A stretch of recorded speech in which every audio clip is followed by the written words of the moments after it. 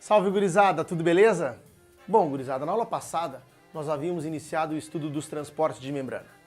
E numa primeira classificação geral, dizíamos que estes transportes poderiam ser divididos em dois. Os transportes passivos, aqueles que não consomem energia durante a sua realização, e os transportes ativos, ao contrário, que irão consumir energia durante o processo. Vimos a osmose na aula anterior, lembrando, é um transporte passivo, que não consome energia.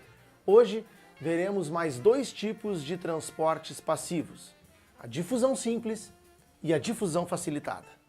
Nos transportes realizados pelo processo de difusão, sempre haverá o transporte de um soluto do meio mais concentrado para o meio menos concentrado.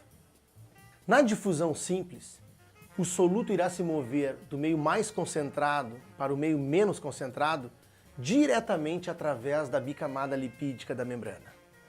Para exemplificar a difusão simples, novamente nós vamos recorrer a um desenho de perfil de uma membrana plasmática.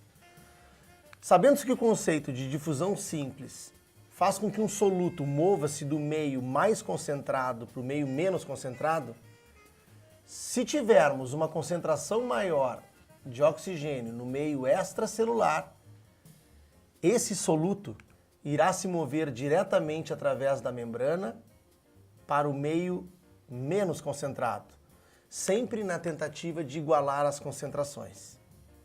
Já na difusão facilitada, esse soluto que encontra-se em maior concentração de um lado da membrana em relação ao outro, passará através da utilização de proteínas facilitadoras.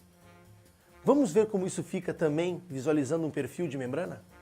Nesse exemplo, iremos demonstrar como ocorre a difusão facilitada. Considerando-se que o conceito refere-se sempre ao transporte de um soluto do meio mais concentrado para o meio menos concentrado através de uma proteína facilitadora para este transporte, vejamos o que aconteceria se o meio extracelular ficasse hipertônico em relação à concentração de sódio.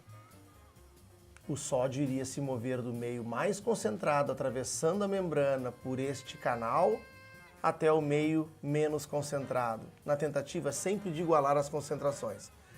Essa proteína facilitadora, que permite a passagem direta de solutos do meio mais concentrado para o meio menos concentrado, denomina-se permease ou canal iônico. Existem outras proteínas, como havíamos visto na aula de membrana, chamadas também de permeases ou transmembranas, que podem carregar essa proteína de uma outra forma. Essas proteínas recebem o soluto, onde ele se encontra mais concentrado aqui, no nosso exemplo, no meio extracelular, sofre uma deformação da sua estrutura tridimensional e interioriza o soluto para o meio menos concentrado. Fica claro que novamente há uma proteína auxiliando no transporte de soluto. Não formando um canal iônico, como no exemplo anterior, mas simplesmente recebendo o soluto, alterando sua estrutura e interiorizando esse elemento para o meio intracelular. Essa proteína denomina-se proteínas carreadoras.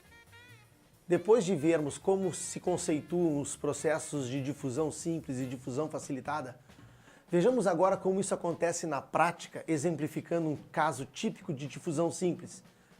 O caso em que os nossos gases respiratórios, como eles são transportados pela nossa corrente sanguínea e como as células devolvem outros gases para o nosso sangue.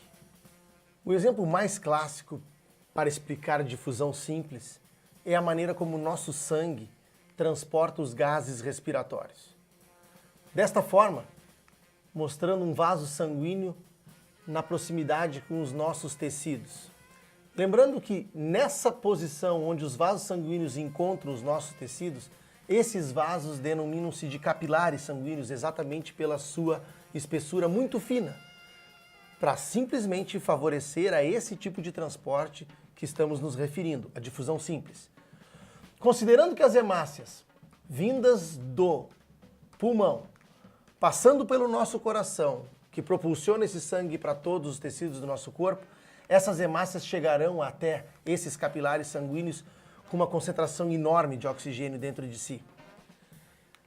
Ao contrário das células teciduais, que já consumiram esse oxigênio e, consequentemente, irão ter dentro do seu citoplasma uma concentração de um outro gás residual do processo respiratório, que é o CO2. Então, lembrando, temos dentro das hemácias uma concentração de gás oxigênio maior do que nas células teciduais. Em contrapartida, as células teciduais têm uma concentração muito maior de CO2 em relação às hemácias. Já sabemos, se o conceito de transporte por difusão simples é o transporte de um soluto do meio mais concentrado para um meio menos concentrado, o que vai ocorrer? O oxigênio presente nas hemácias será transportado para dentro das células e, ao contrário, o CO2 no interior das células irá entrar para o interior das hemácias, que agora, nesse sentido, estarão voltando ao coração, para que o coração possa novamente impulsionar esse sangue para o pulmão, onde essa troca novamente ocorrerá, abastecendo-se novamente de oxigênio. Bom, gurizada, era isso. Finalizamos o estudo dos transportes passivos. Na aula que vem iniciaremos todos os transportes ativos. Valeu!